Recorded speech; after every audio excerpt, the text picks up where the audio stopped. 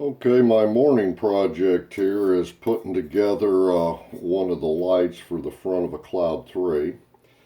Uh, First thing you do is put these shafts in. I did get these CAD plated and I went ahead and tapped them, especially this end. It's got a little screw slot on it so you can hold it to adjust the light in and out. Put one of them in there, but this screws in, and I get them where there's about an 1/8 inch of threads off the base there, and that seems to be a place that they, at least a good first initial setting. So next thing that goes on would be this, and it's got 3 places this pin's going to go in here. So you can see the 3 big holes here will go in like that. Okay. And then I will go ahead and get a washer on there and get a bolt on there, or a nut on there. I keep calling those bolts.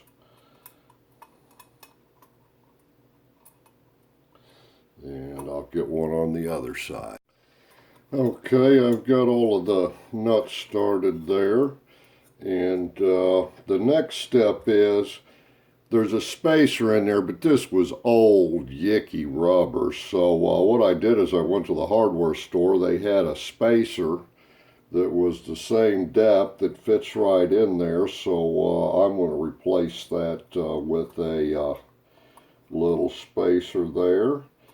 And it wasn't quite thick enough, so I'm going to put a little rubber washer on there to make it exactly the same height that the original was. And then I'm going to push the pin through there, and it'll have a lock tab on the other end, but we'll get that started through there. And by the way, I leave all the there we go. I leave all the nuts and everything loose, and that way I can move things around a little bit. But you'll see I've got the pin in there.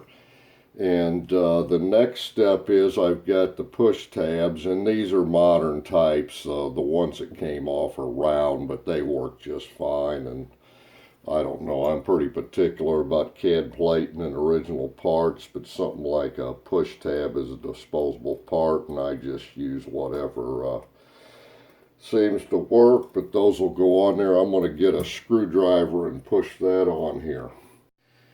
Okay, so I push that down, and I use a little pair of lock pliers, and you can get it on the stud and push that down. You can see how I push it down, and it clips on the little ridge there. You can see we're clipped in real good. I put these screws in here already because the top twists on, but they're a funny machine screw that, I mean, a real oddball arrangement. It's not like the regular screws. It's got an oddball thread, and it's got a flat end on it, so they're not like any other screws on the car. You can see there it's a Phillips. And the reason I've got those in there is this goes on there and twists on those. It's got a hole in it and then twists. But I'm going to go ahead and feed the wire through here. And I replaced these I got, I think, from British Wire. I can't really remember. But I went ahead and spliced the line in and soldered those connections so they're real good connections. They're just not tied together with tape. Put the ends on them and the bullets, and we'll shove them on through there. Now this one is the 2-prong light. Some of them have 2 prongs and some of them have 3 prongs. The Lucas lights, this was a replacement light, and I don't see the make of it. It's made in Canada. But anyway, the old Lucas ones were a little thicker. So when I put these on, and I'm going to plug this in here and then it sets in there, but when I put this on, I'm going to take a couple of pieces of this little, and this is just insulating foam for windows around the house, But I'm going to put a little piece in 3 places because that'll keep this from rattling. And I don't know why the old ones were thicker, but they were. Okay, I went ahead and plugged the light in there like I said I was going to do. I put those little 3 pieces on there, which will keep the light from rattling. These have little tabs on them that fit in here, and they definitely are keyed, so it only fits in one way. So I'll get it started there.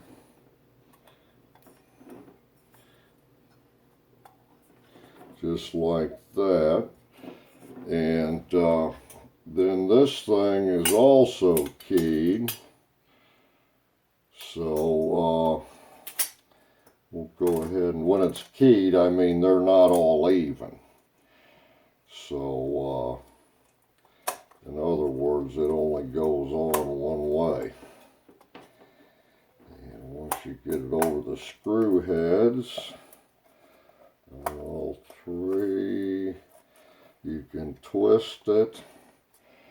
And we'll tighten those screws down, and that'll kind of complete the assembly of that part of it. Now, Replacement Parts sells these, in fact, I bought the whole package seal, but you'll see it's got the seal that goes around here.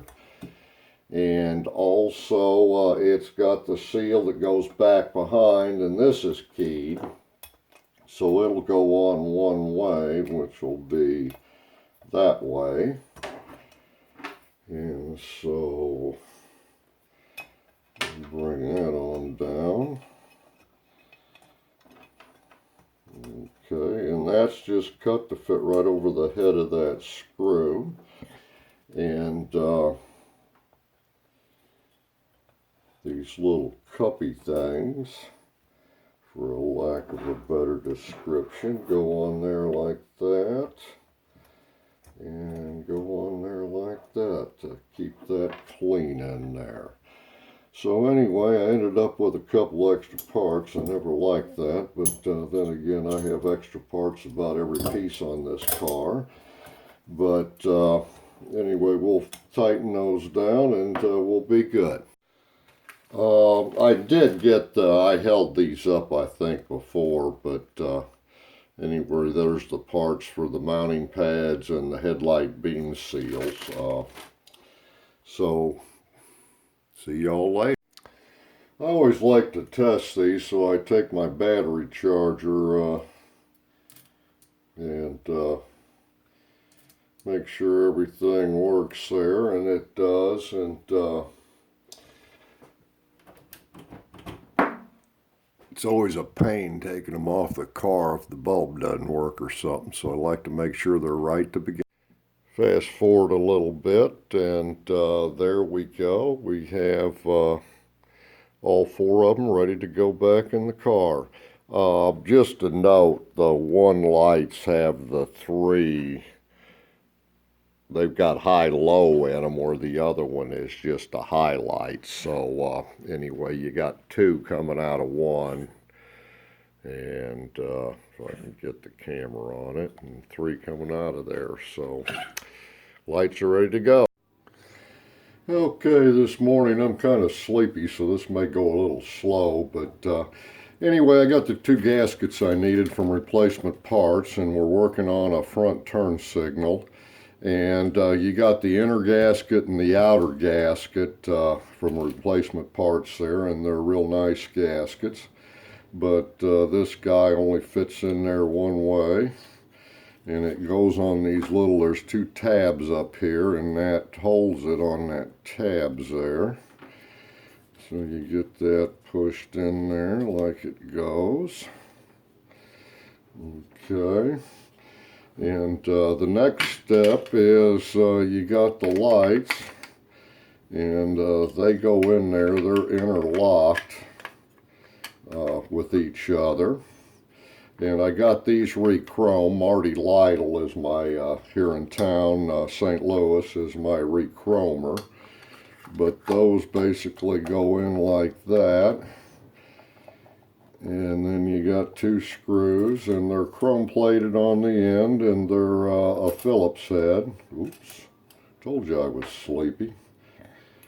Okay, and we'll tighten those down. And that foam compresses, so you don't have to tighten them down within an inch of their life. You just got to get them snug. And there we go. This I'll go ahead and slip it on the back. It is keyed, and this hole is slightly above that hole, and so the slotted hole goes on that side, so when we slip it through, we'll want to get it in the right direction.